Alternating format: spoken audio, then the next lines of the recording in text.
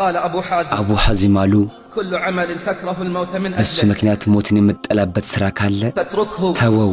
ثم لا يضرك መቼም ብትሞት እንዳይጎዳ لو تعلم بأحوال أهل القبور የቀብር ሰዎችን ሁኔታ ብታውቅ ኖሮ كم من الموتى في قبورهم ስንት ሙታኖች ናቸው ቀብራቸው ውስጥ የሚቆጩት وكم منهم من يسأل الرجعة فلا يقدرون ስንቶቻቸው መመለስ ጠይቃሉ ግን አይችሉም أما قال الله አላለምን حيل بينهم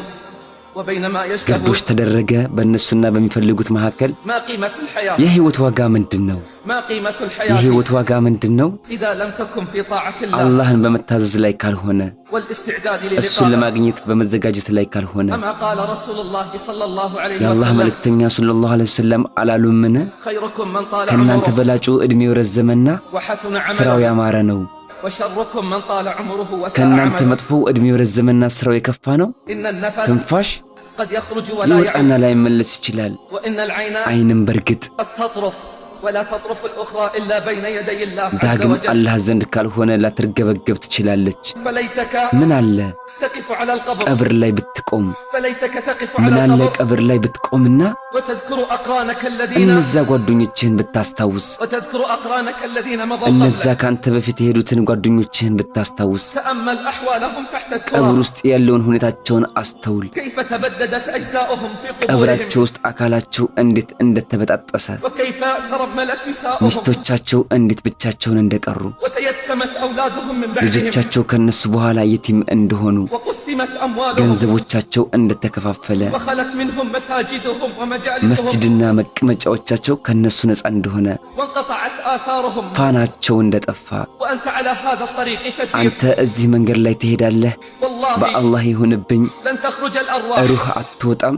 والله لن تخرج الأرواح من الدنيا በአላህ ይሁንብኝ ሩህ አትወጣም ከዱንያ حتى تسمع إحدى البشرين ከሁለት ብስራቶች አንዱን ሳትሰማ إما أبشر يا عدو الله بالنار ወይ አብሽር በሳት አንተ የአላህ ጠላት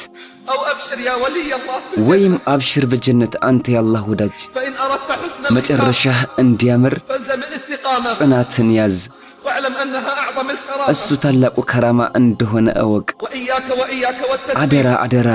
ነገ ማለትን وطول الأمل ምኞት ማስረዘም فوالله أكثر بكاء أهل النار ወላሂ የሳት ሰዎች ብዙ ለቅሶ من سوف ولعل وعسى ቆይ አድርገዋል በማለት እየከጀሉ ነው اعلم بارك الله እወቅ አላህ ይባርክህና أن كل شيء تفعله ሁሉም باختيارك ነገር በምርጫህ ታደርገዋለህ إلا الموت ሞት ሲቀር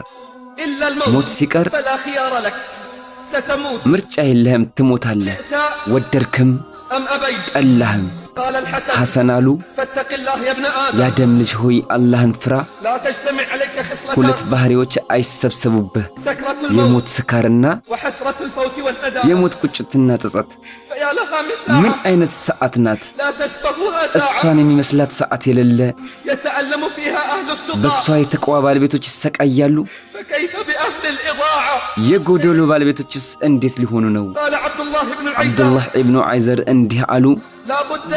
የግድ ነው لابن آدم من بيتين የአደም ልጅ ሁለት ቤቶች ይኖሩታል بيت على ظهر الأرض አንድ ቤት በመሬት ጀርባ وبيت في بطن አንድ الأرض ቤት ደግሞ በመሬት ሆድ ውስጥ فعمد إلى الذي على الأرض ወደ ምድሩ ቤት አቀናና فزخرفه وزينه አስዋበው አስጌጠው وجعل فيه أبوابا للشمال وأبوابا للجنوب ለሰሜኑም በር ለደቡብም በር አደረገበት وضع فيه ما يصلحه لصيفه وشتائه ለበጋውና ለክረምት የሚጠቅመውንም አስቀመጠበት ثم عمد إلى الذي في بطن الأرض በምድር ጀርባ ስላለው ቤት አሰበና فخربه ودمره አበላሸው አፈረሰው فأتى عليه آتي فقال አንድ ሰው መጣና አለው أرأيت هذا البيت ይሄን ቤት አየኸው أرأيت هذا البيت الذي أراك قد ይሄን أصلحته ያስተካከልከውን ቤት አየኸው كم تقيم ምን فيه ያክል ጊዜ ትኖርበታለህ كم ستقيم ምን فيه ያክል ትኖርበታለህ قال لا أدري አላውቅም አለ قال فهذا الذي خربته አለ ይሄንን ሲያበላሽኸውን كم تقيم ምን فيه ያክል ትቆይበታለህ قال هنا مقام እዚህ አይደል እንደ መኖሪያዬ አለ فقال تقر بهذا ይሄን ታምናለህ تقر بهذا وتدعي أنك عاقل ይሄን አምነህ ጤነኛ ነኝ እያልክ እየተቀበልክ ነው والله لو علم أهل በአላህ العافية ይሁንብኝ ጤነኛ ሰውነት ባለቤቶች ቢያውቁ ኖሮ